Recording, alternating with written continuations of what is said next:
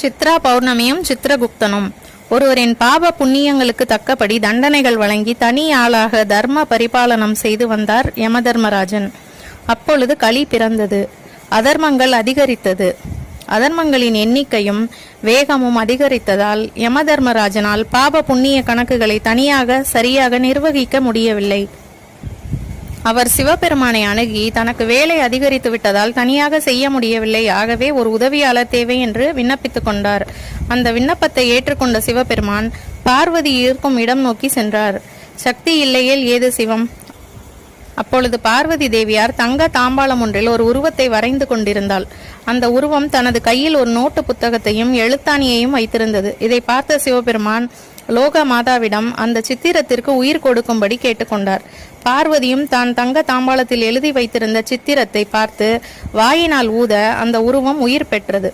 சிவபெருமான் அந்த உயிர் பெற்ற உருவத்திற்கு ரகசியத்தை காக்கும் சக்தியை கொடுத்து யமதர்மராஜனுக்கு உதவியாக இருக்க பணித்தார். அவரும் மனிதர்களின் பாவ புண்ணிய கணக்குகளை சரியாக எழுதி அதன் ரகசியத்தையும் காத்து வந்தார். சித்திரத்திலிருந்து வந்ததாலும் ரகசியத்தை காப்பவராக இருந்ததாலும் அவர் சித்திரகுப்தன், குப்தன் என்றால் ரகசியத்தை காப்பவன் என்று பொருள் என்ற பெயர் பெற்றார். இவ்வாறு உருவான சித்திரகுப்தன் பாவ புண்ணிய கணக்கு வழக்குகளை பார்த்து கொண்டிருக்கும் பொழுது பூலோகத்தில் பலர் அறியாமல் செய்த பாவங்களின் கணக்கு மிக அதிகமாக இருந்தது. அறியாமல் செய்த பாவங்களுக்கு நாம் தண்டனை கொடுக்கிறோமே என்று விசனப்பட்டு அறியாமல் செய்த பாவங்கள் பொறுத்து மக்களை காத்து ரட்சிக்க வேண்டும் என்று பரமசிவனிடம் வேண்டுகிறார். அதற்கு சிவபெருமான் சித்ரா பௌர்ணமி அன்று சித்திரகுப்தனை வேண்டுபவர்களுக்கு அறியாமல் செய்த பாவங்களிலிருந்து விலக்கு அளிக்கும் சக்தியை சித்திரகுப்தனுக்கு அளித்தார். சித்திரகுப்தனும் ஜனங்களை அறியாமல் செய்த பாவங்களிலிருந்து காத்தருளி வருகிறார்.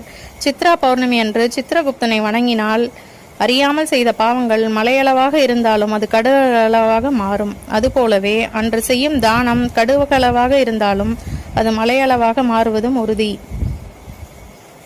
ஸ்ரீ சித்திரகுப்த காயத்ரி. ஓம் தத்புருஷாய வித்மகே சித்திரகுப்தாய தீமஹி தன்னோ லோக பிரச்சோதயாத்.